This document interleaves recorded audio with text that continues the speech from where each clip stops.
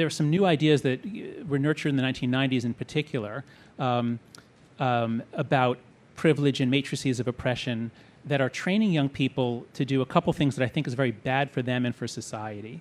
So one is we're training young people to see people in terms of their categories. And I think this is just the wrong thing to do. So if we should be reducing the degree to which we see each other as members of a category. And so we're hypersensitizing this tribal instinct, which is trouble to begin with. And then we're telling people, we're teaching people to find ever smaller amounts of injustice wherever they can so that they're in a perpetual state of outrage. And we're teaching them then that America is an eternally racist, homophobic, et cetera, nation.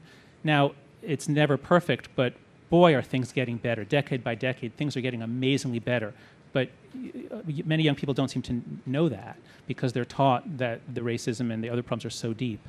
And so this is the kind of identity politics that I find alarming, which is where these tribal creatures that are not good at finding the truth, where once we're emotional, we're able to, we accept the reasons for that and we attack the other side. And so I see the kind of identity politics that is not about solving injustice and being magnanimous and loving towards your enemies, but rather is about getting people perpetually in a state of anger and outrage, and then demonizing your opponents. And where we see this, where I'm finding this in the intellectual debate, is when I have made arguments about the bad effects of a culture of protecting young people, in the Coddling the American Mind article, there's been almost no argument that has engaged with what I said.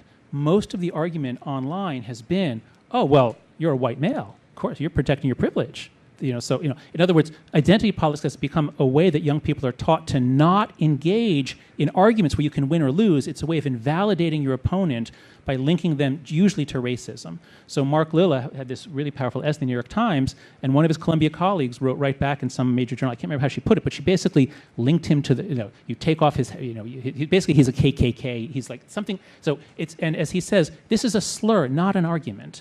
So I'm afraid that identity politics is teaching young people at our top universities to make slurs, and it's preventing them from learning how to make the kinds of arguments that are needed in a democratic society where we win by convincing, not by force and intimidation.